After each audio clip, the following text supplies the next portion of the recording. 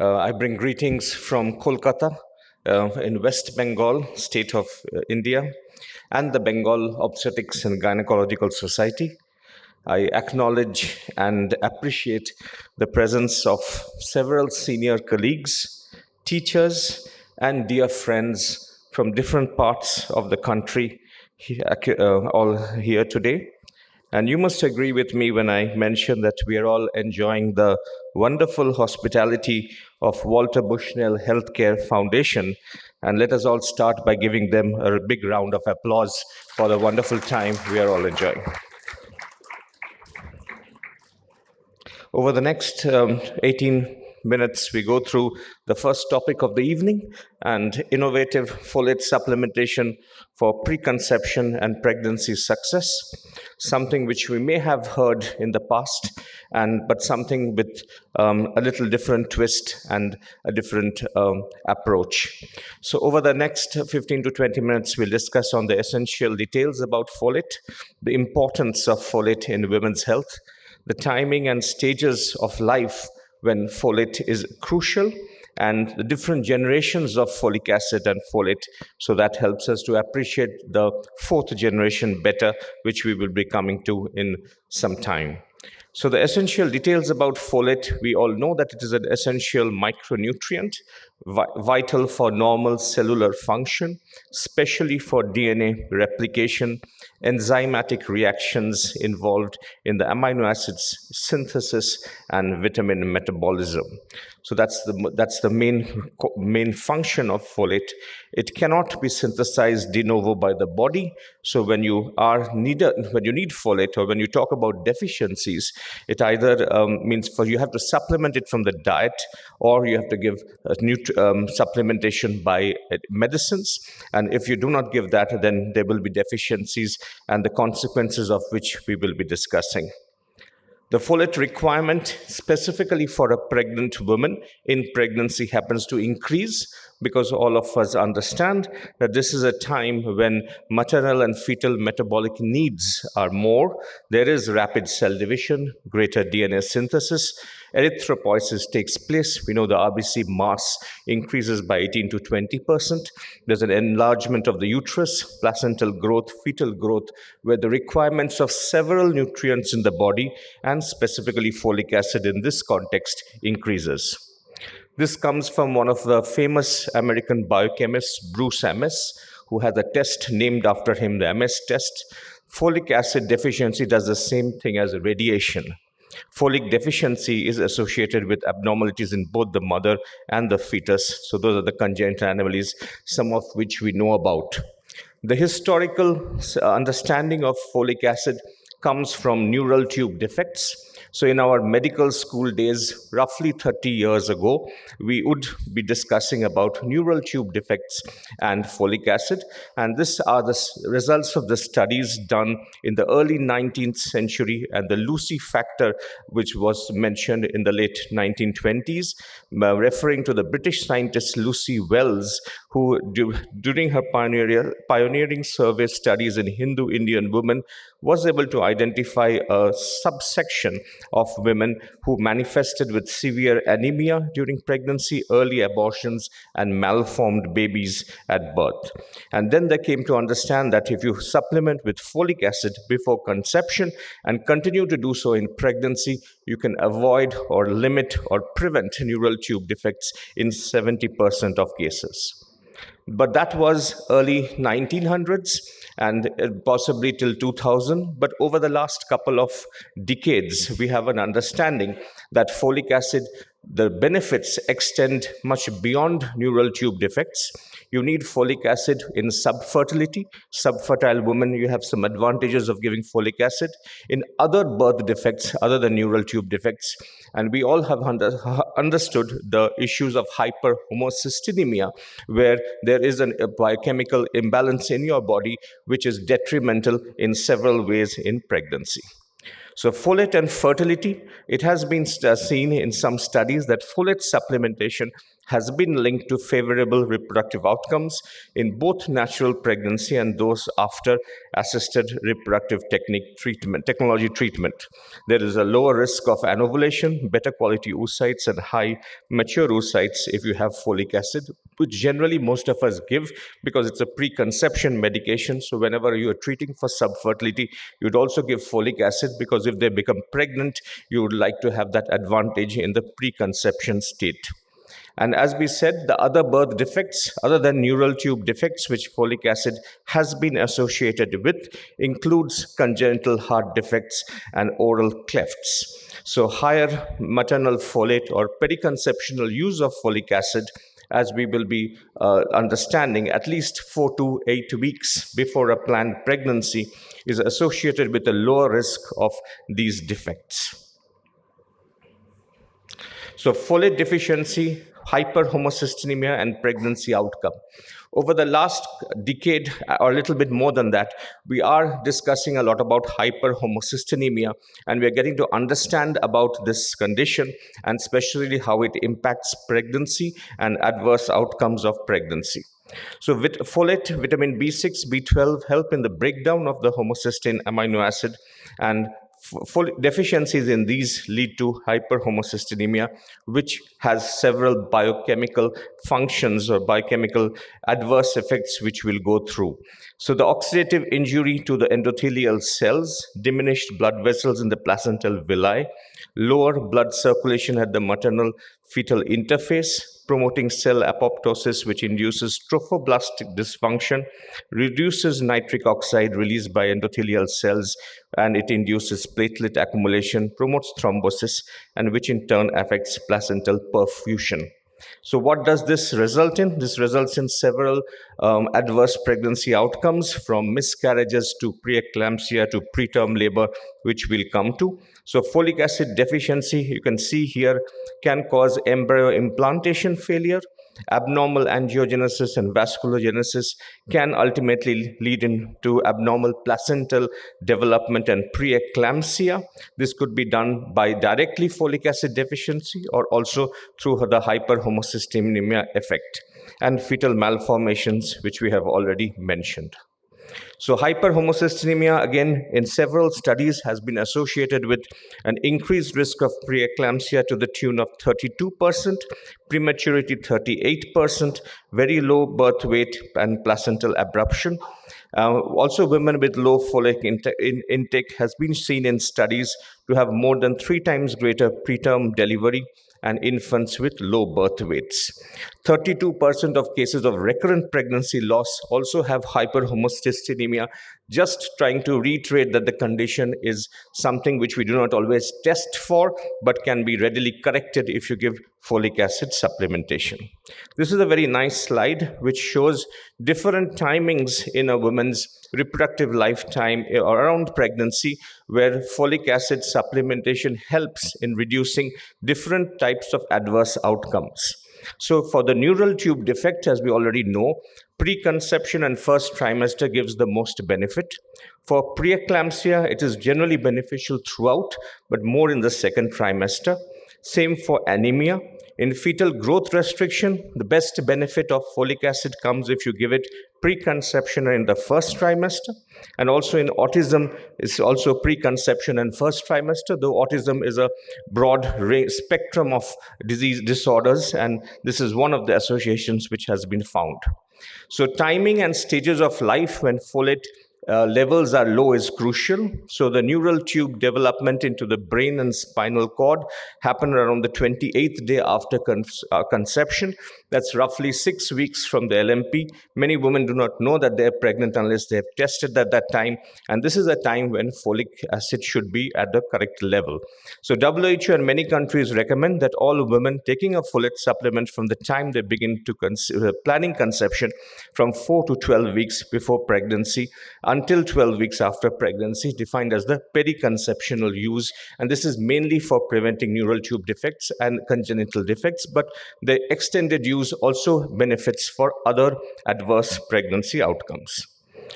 Coming to the generations of folate, this is another discussion which we don't always have.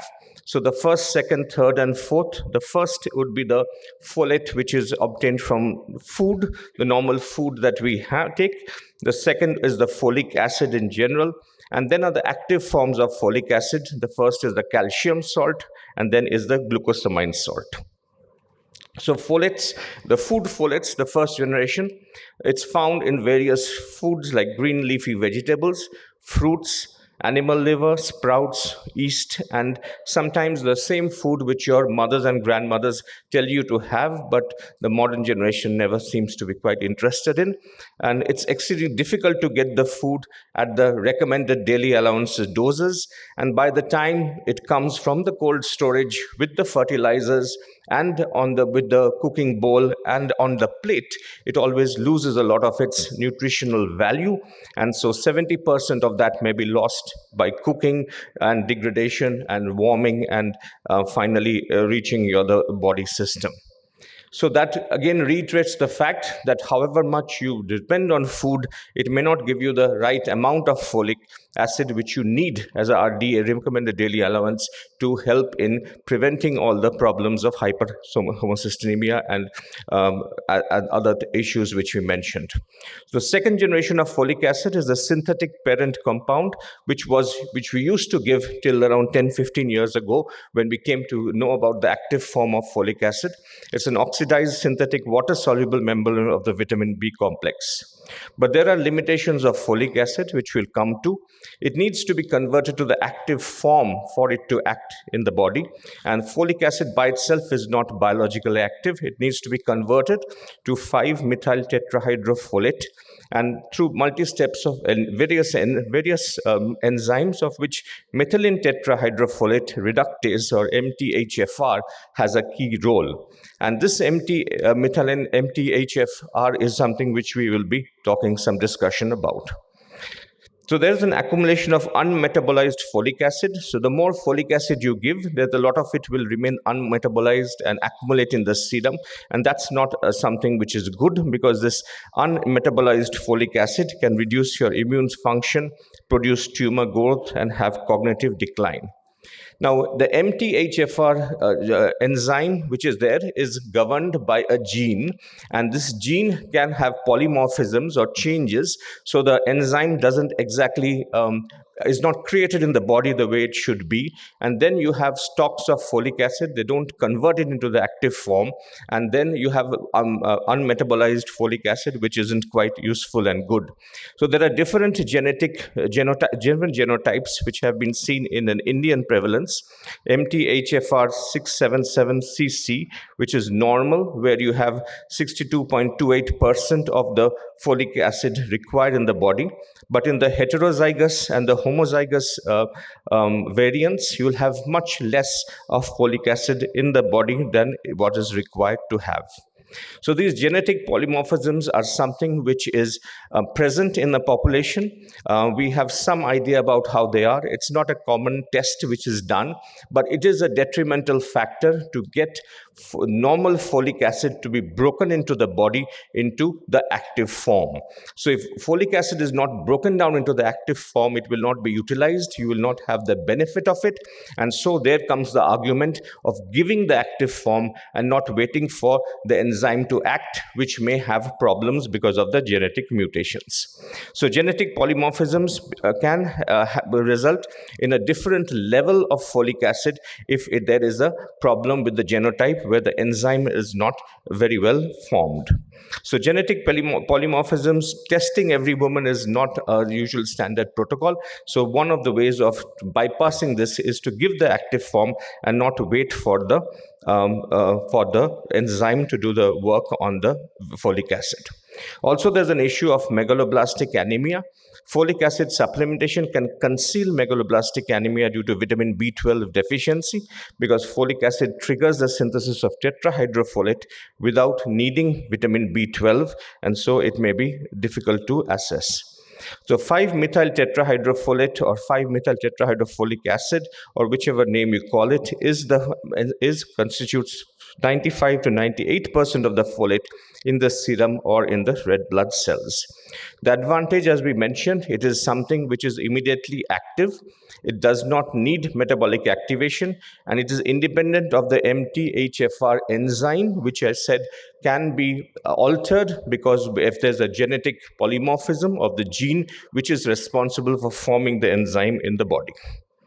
So there's no accumulation of unmetabolized folic acid, because if you give her folic acid through food or through a tablet or through medication, there is a chance that if this enzyme is not working, then this folic acid will not be broken down into the metabolic active part, and so there will be unmetabolized folic acid which will have adverse effects in the body. And also we mentioned about the if you give folic acid, there is a chance of masking vitamin B12 deficiency, which does not happen in the active form because this requires cobalamin dependent methionine synthetase reaction for the conversion into tetrahydrofolate. So just the next step of this discussion, the methyl tetrahydrofolate, the active form, exists in two different types of salts. One is a calcium salt, which is looked as a third generation, and one is a glucosamine salt. So what is the difference? The glucosamine salt, which is the fourth generation, is generally recognized as safe, a GRAS nutrient by the US FDA in 2010, and it also has been approved by the European Food Safety Authority and several others, including that of India.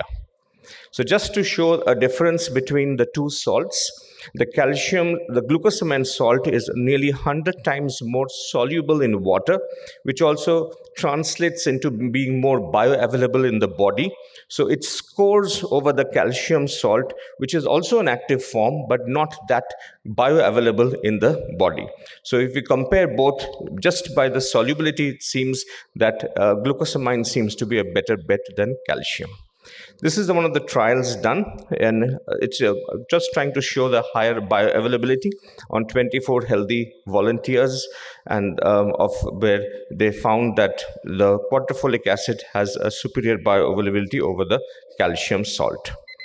And this is also there's another trial of the of methyl tetrahydrofolate versus folic acid. 30 couples with fertility problems lasting for 4 years were treated with both of them, and we do understand that the people who are treated with methyl tetrahydrofolate 600 micrograms per day seems to have a better outcome here. Concluding this discussion, the benefits of folic acid go beyond neural tube defects, which is something which we are most familiar with and something which we have been hearing for the most period of time. But besides this, the benefits are there in subfertility and the homocysteine metabolism, and in other birth defects like congenital heart defects and oral clefts. We already know this fact, but it is important to reiterate that all women who want to be pregnant, so if after marriage they're not using contraception, they want to become pregnant early, it is prudent that they use folic acid, preferably in the active form, for at least 4 to 12 weeks before pregnancy, and at least till 12 weeks after pregnancy for the periconception benefit, and throughout pregnancy for the other benefits which we have already mentioned. Of the different salts of the active form of folic acid which are available, it seems at this present moment the glucosamine salt scores over the calcium salt, being superiorly bioavailable, more soluble as we said, and also the other advantages of the active form: no unmetabolized folic acid and no impact of the polymorphism of the genes which may alter the enzyme. It also does not mask vitamin B12 deficiency. Thank you very much for your kind attention. Thank you very much for your lovely talk. Basab, please sit down. I happened to read a nice review article 2024 by Verna Marine et al., and it was published in a Journal of Global Health. And it is a very beautiful article which says that the homocysteine, as Basab mentioned, increases. That's why the preeclampsia, preterm. But I was more interested to understand even preterm labor is high, 38% according to your study, and even this study says that. So I think they did a study about quartile number. So they found out that the 3 nanogram per ml, less than 3 nanogram, is the deficiency. But we don't check that routinely. I think it's important to know that preterm, apart from the anomalies what you mentioned, we are losing babies preterm. I think that's what is important to know. We check the cervix every 3 weeks in those high risk pregnancies, and of course, supplementation would increase the term deliveries. And of course, you mentioned about the food also. I always tell my people eat avocado, which has a high amount of folic acid, which we don't get often. And of course, green leafy vegetables, legumes, etc., are very, very important. Thank you once again, Basab.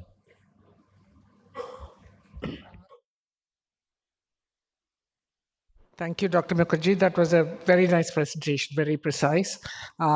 Being in the field of reproductive medicine, I have to mention that part as well, because it definitely has an effect on fertility too. Okay, folic acid deficiency. And that folic acid deficiency, if it has to be corrected, folic acid cannot be administered at the beginning of an ART cycle because it takes months to correct the basic metabolism or weeks to correct the basic metabolism. So, especially the hyperhomocystinemia that we've been talking about, we've always known, and it's been a known fact for a long period of time, that hyperhomocystinemia creates a lot of adverse effects during an ART cycle, and that can be in the growth of the oocyte, that can be in the ovulation, and that can be decreased pregnancy rates and implantation as well. In each of those stages, it can have an impact, and therefore something that brings down the homocysteine levels would be tremendously useful if it is started much earlier than the ART cycle itself. And that early has to be something like 12 weeks to bring the homocysteine levels. So I think we have to remember when we start working up a patient with subfertility who might be going for a procedure at a later date, it may be worthwhile to have that patient on MTHFR. And also the solubility is another factor that you mentioned. And I think that has an effect as well. When a lot of times we prescribe folic acid and we assume that they're getting all of it. But that is not the fact, because when something is 100 times more soluble, the absorption is far greater and the serum levels would be far greater as well. So those are a couple of very important points that you made. Thank you. Just one point, Dr. Mridubhashini, about male subfertility. There was somewhere we heard about folic acid being has a role there. Would you like to bring that in, and what do you see in your clinical practice? I am very fond of talking about male infertility, as you very well know. And because the DNA fragmentation, I think the work we've been doing in the last 10 years or so, DNA fragmentation in the sperm is 1/3 of all subfertility and 1/3 of all early miscarriages as well, before 12 weeks. And I think we have Indian data to prove that. And I think so it becomes important to correct any adverse factor that might be in the male. And it's not a different species. I believe male are the same as women. So whatever is going to hurt the woman is going to be hurting the male as well. And they are, as a matter of fact, in India, probably exposed to more extraneous factors, which will damage the sperm as well. So I do think there's a role for it. In fact, in obstetrical practice, it has been the mandate to give folic acid for all the pregnant girls. And all those who come to us preconceptually, it is a mandate to give it to them too. And it's been, without further, we do not do any tests and all, but it's actually been a good order, and we realized. But now especially with the quadrifolic acid, which has now been introduced, and I think the bioavailability is something of a major, major thing. And we're hoping to have something much better obstetrical outcomes with that. You have covered the subject, and Madam, you've also brought forward the other points to this. It's really been a good talk. And we all will benefit by the new turn that is taken. We look forward to that. Thank you for an excellent talk, Dr. Basab. I just want to ask whether we should test these patients for this MTHFR polymorphism gene, because how do we know whether we have to give them all methyl folate, or can we? Yeah, I think the testing is more cumbersome. I think maybe Dr. Pratap can highlight the testing of the gene, but getting everybody to be tested to find out it's a little difficult in any setting, not public, private, irrespective.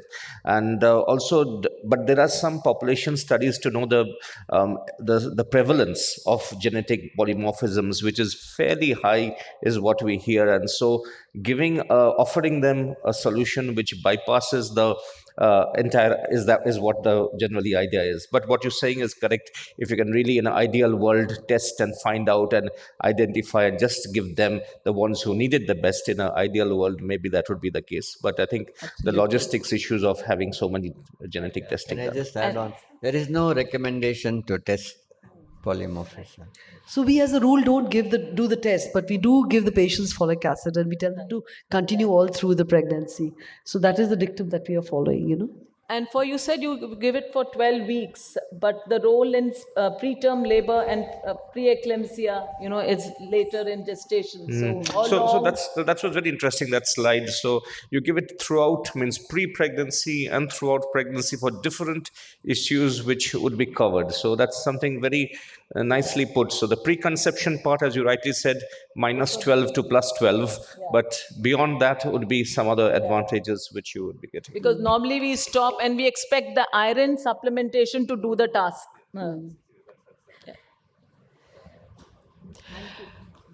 Very nice, comprehensive presentation, Dr. Mukherjee. You showed us the shades and the shadows of folic acid. Lovely. Two things, fetal growth and fetal cognitive function. You had mentioned that it is going beyond the neural tube defects that we address with folic acid supplementation. And another point, very pertinent for our women in this country, folic acid supplementation and advice, especially in preconception counseling. And if you see the trend, we tend to go back to the basics. There is no substitute for diet.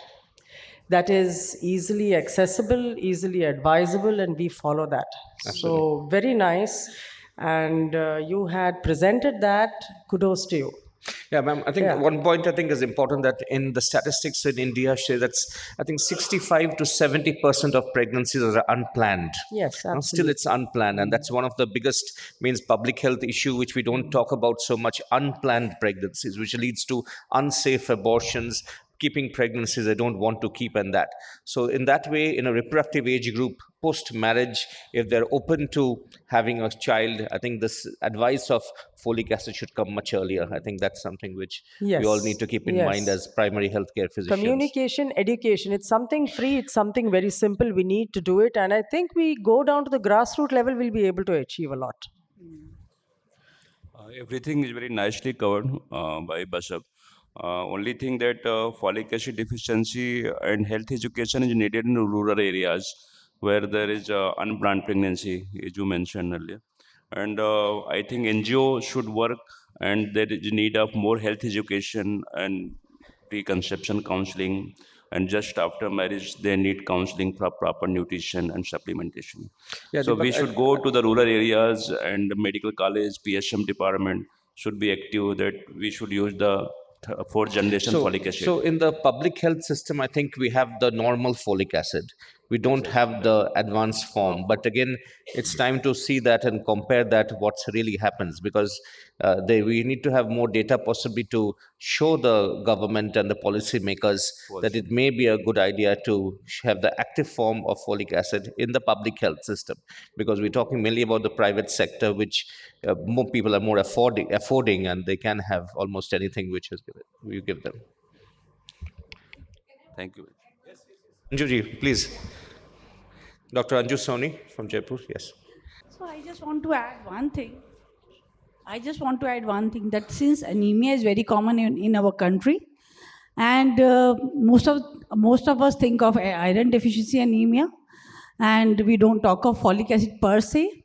So doing with CBC, simple PBF, peripheral blood film, is a very great idea, and it must never be missed, because sometimes we are just pushing on iron and not bothered about the folic acid deficiency. So that is what I wanted to just add on. Okay, thank you. Dr. Narendra Malhotra. Oh, yeah, same thing about apart from folic acid, B12 should also not be ignored in India. That's also deficiency. And one thing for public health measure, as Dr. Deepak said, so maybe like in UK, Basab would agree with me, they're providing the wheat flour. So it's fortified with the folic that's acid. the basic Of thing course, for in a, that case, we can't use correct. the expensive one, Yeah. but that is one option, and that is safe for men also. And Yeah. you were saying, no, men reproductive this thing. So if we have like wheat flour fortified with folic acid for both men and women, and also it will take care of that reproductive function also, plus folic acid deficiency also. So that area should be taken. Dr. Narendra Malhotra, JB. Yeah, Dr. Narendra Malhotra from Agra. So let's not just talk of pregnancy and pre-pregnancy. Folic acid required adolescent to menopause. And that is one supplement which should be given to every female and even male. And when I was the president of Foxy 2008, we went to the Chalo Gaon Chalo program with folic acid education, and we labeled a folic acid pill as the engagement pill.